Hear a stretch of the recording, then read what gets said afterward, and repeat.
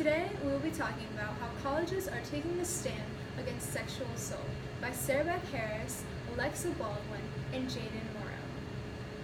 Different perspectives used throughout the project include ethical, cultural, and historical. This graph shows the rate of rape or sexual assault per 1,000 females, ages ranging through 18 and 24. As you can see from this graph, the blue line represents the non-students who have been sexually assaulted or raped, and the red line, which we will be focusing on today, is showing the students who have been raped or sexually assaulted. As you can see, the graph is going steadily down and past the average amount. This video will talk about what freshman college students know about sexual assault. My name is Margot. My name is Luna. My name is Andy. My name is Noah. I'm Misha. I'm 18 and I'm leaving for school tomorrow. I'm excited. A little nervous and apprehensive, but I think I'm ready.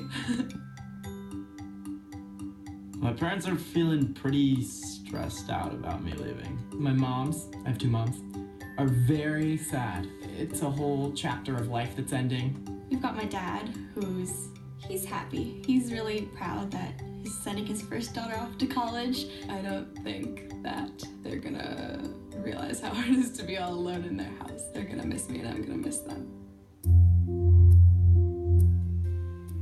My parents never really talked to me that much about sexual assault. My mother was born and raised in Mexico, very Catholic. She was always very conservative in terms of sexual education. She doesn't really like talking about things that are difficult. Maybe if they don't talk about it, it'll never happen. I think they have a lot of faith in, the school's sex ed. And In high school, we had classes where we talked about issues related to sex and drugs. But not rape. I feel like I got enough of a sexual education, maybe not enough about sexual assault.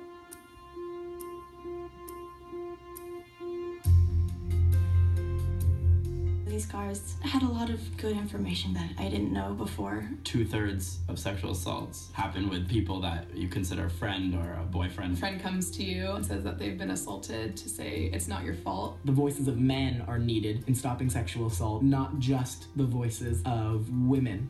I think it's information that everyone needs to know. The little statistic or the little phrase of what to say in a situation like that will give someone, I think, a little more confidence in knowing how to handle the situation.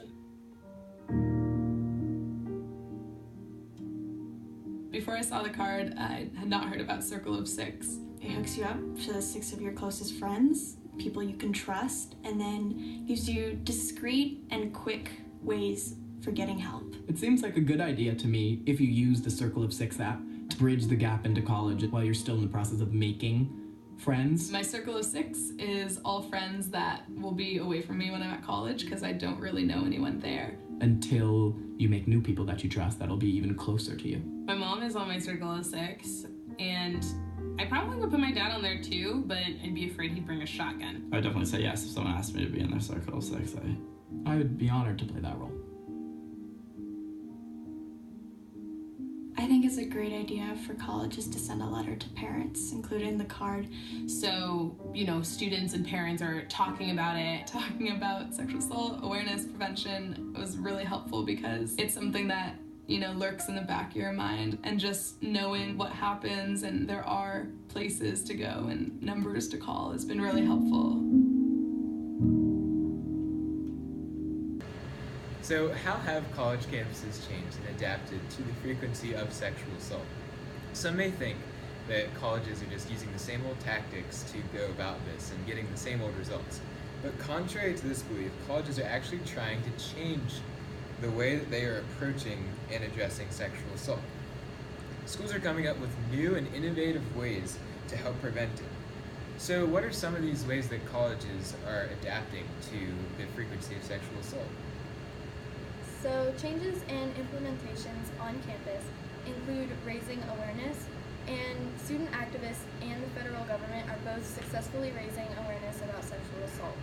And colleges have actually acknowledged the fact that sexual assault is a reoccurring issue, and that knowing how they should introduce and address sexual assault to incoming students is a crucial part to making it less of an issue for college students. This drive is being carried out by the Comprehensive Campus-Based Primary Prevention Strategy.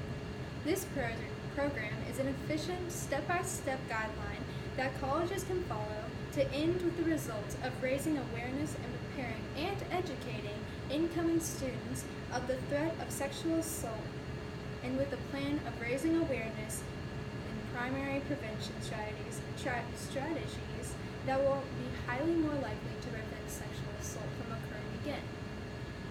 This is an example of a primary prevention strategy for sexual violence, and by using the bystander effect. The bystander effect is cases where an individual or individuals do not offer any means of help to a victim. This is what an individual can do to stop sexual violence. These things include building the bystander effect and establishing positive norms for a healthy relationship. Peer Partners is talking about what a few people can do to impact or to change a situation. Some examples may include making others aware of what sexual violence looks like, also to reinforce positive norms and skills related to the bystander effect. Organizations can help to engage campus leadership to promote safety. Also, it can engage social media to help raise awareness and even map unsafe areas on campuses. The community around campuses can help implement and enforce alcohol policy to reduce excessive alcohol use. Doing this, it will also reduce the amount of alcohol on college campuses. So, what are some changes and implementations on campus for victims of sexual assault? The two things we're going to go over are the campus program and restorative justice. So the campus program is a program being implemented to promote the well-being of sexual assault victims on campus. Essentially, its objective is to create an effective way to respond to sexual assault, domestic violence, stalking, etc. It also promotes the emotional well-being of college students, specifically directed at the victims. So the restorative justice is a new method to help victims who suffered sexual assault. And it gives them a chance to confront with their assailants and figure out the cause of the sexual violence. So this approach actually lowers the long-lasting mental effects of sexual assault. In both the campus program and the restorative justice program, the well-being of sexual assault victims are helped drastically. As you can see, colleges have effectively changed the way that they are dealing with sexual assault on campus. They are implementing new, innovative methods that help cope with the issue. Campuses have given victims helpful programs to decrease mental stress that is commonly associated with sexual assault or rape. Overall, college campuses have been successful in their strive to decrease the frequency of sexual assault on college campuses today. Peace!